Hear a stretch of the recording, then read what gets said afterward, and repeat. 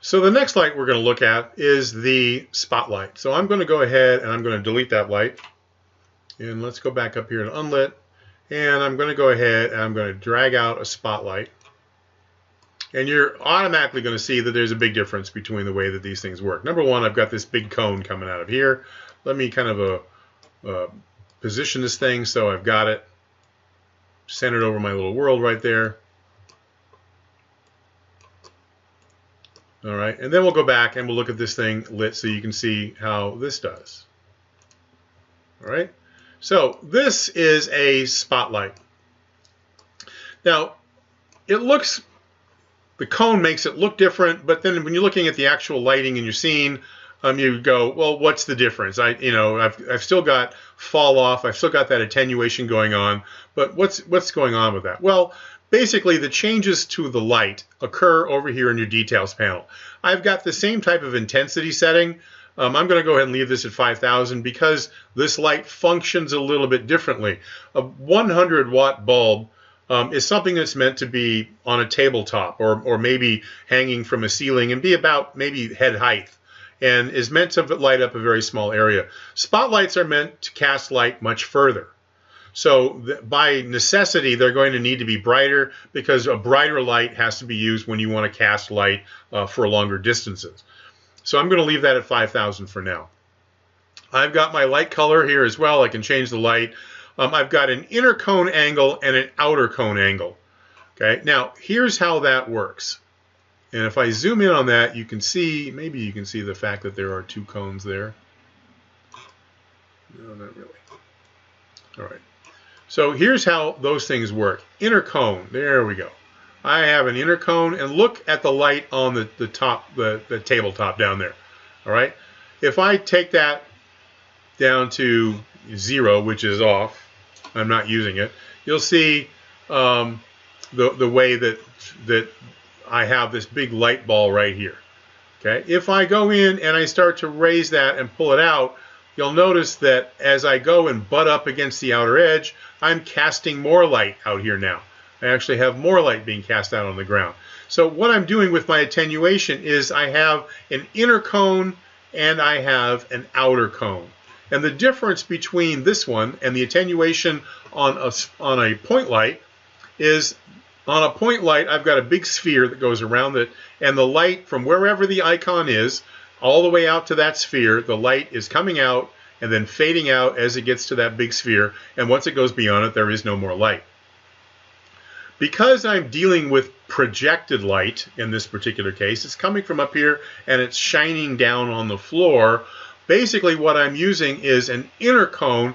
Anything that falls within this inner cone is completely lit and stays completely lit. It's receiving 100% of the light coming out here. Anything that is outside of that particular attenuation or that inner cone, the light starts to fade once you get outside of that edge. And you can see that on the floor right there. You can see everything that's in here is lit pretty much to match that inner cone. And the light starts to fade as you go away from that.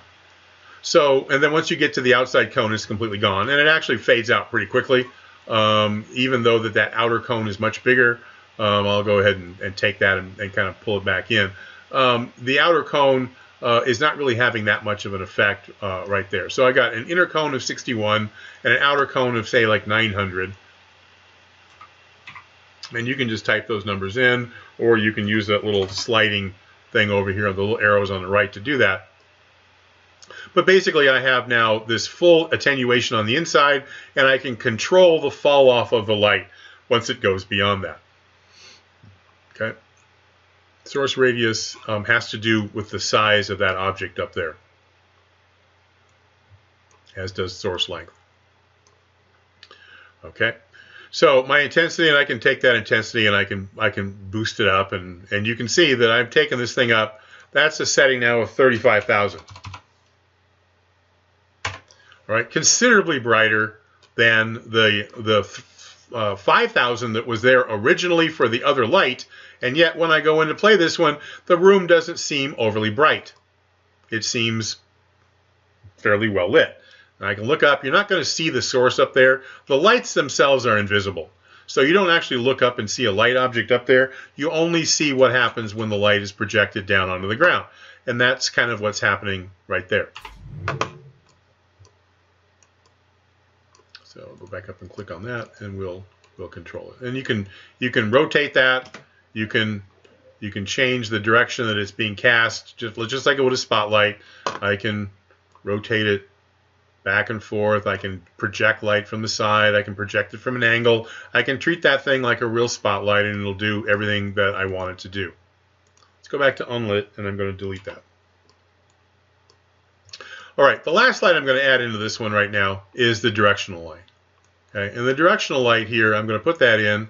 I'm going to go ahead and I'm going to change this back to lit. And the first thing you're going to notice is the entire ground plane is all lit up. All right. Now, the reason that it is doing that is because it has a sense of it's like the sun giving off light. If it's light in Glendale, it's light in Gilbert, where I am right now. And it's the same light because it's coming from the sun, and we are so tiny and so far away from that the light is coming in parallel, and California and Arizona and New York, if they're all in daylight at noon, their particular time, they're sharing the same basic lighting source, and the lights and the shadows are all basically the same. Okay? This is simulating the same thing. So there is no attenuation on this. It's meant to light an entire scene. So what this becomes then is when I go in and I need to have lights in my scene, this is what I'm going to use. So if I take that, and you'll also notice intensity is a little bit different over here. I'll come back to that in a second. Let me put a basic object in the scene.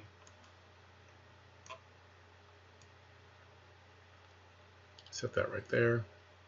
Oh, that's why. Let me turn my snap back on so it sits on the ground. There we go. So I've got that, and you can see no matter where I put this thing, the shadow stays the same on that box, because it's going to light everything in my world exactly the same. Now, because it acts like the sun, if I rotate this thing, it simulates the sun moving in the sky.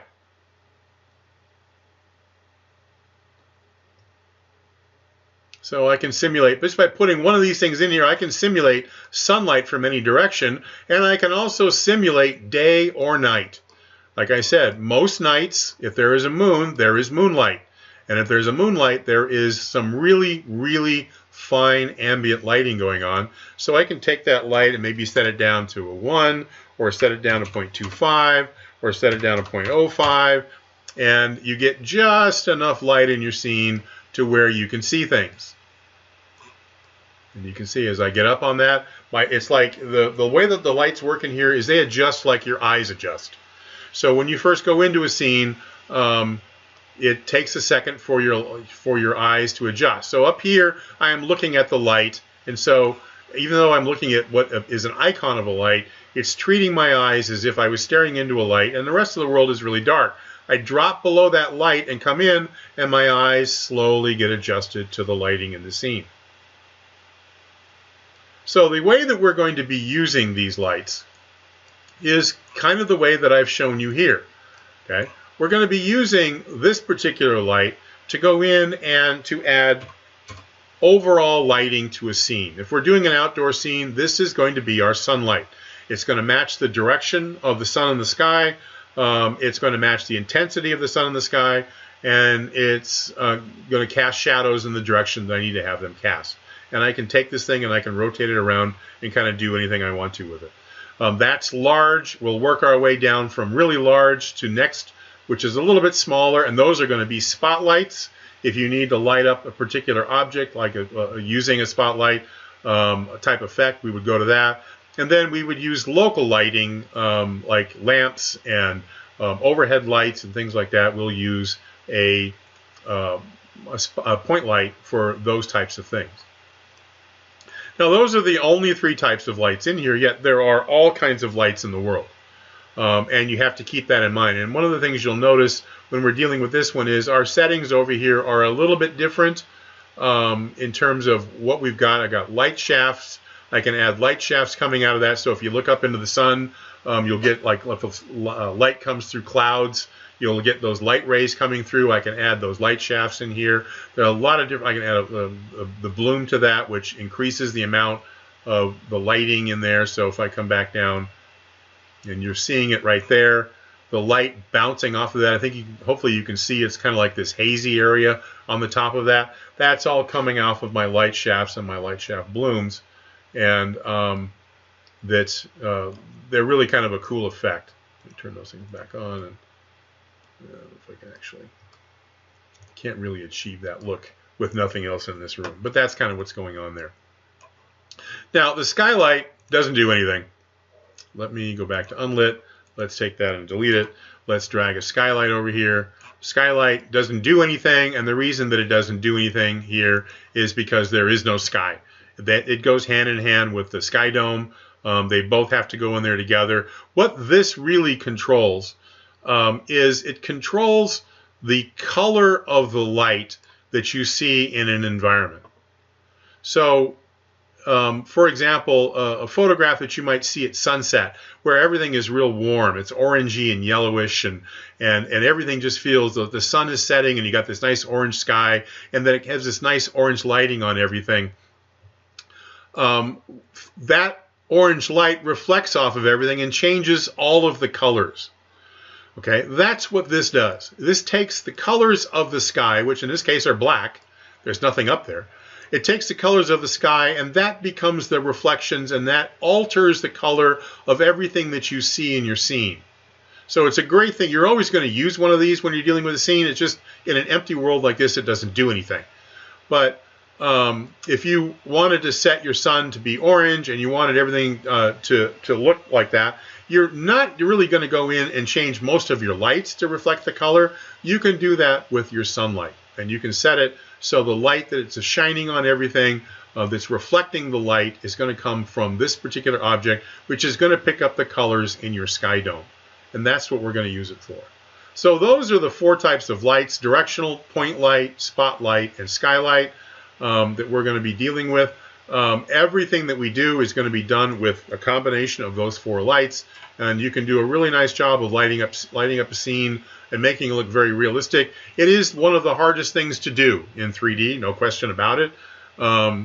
Animation is always incredibly difficult, much more difficult than anybody really thinks it is, because we as humans are trained to look at the way things move, and we notice weird anomalies in movement, and so it's hard to reproduce that. The same thing is true in lighting, that we're so used to seeing real-world lighting. Now we have to think about the construction of real-world lighting, and as I go through the various assignments this semester, I am going to have a focus on each of them in dealing with the lighting, so you get a chance to work with it and actually see how lighting can be used and affect your worlds.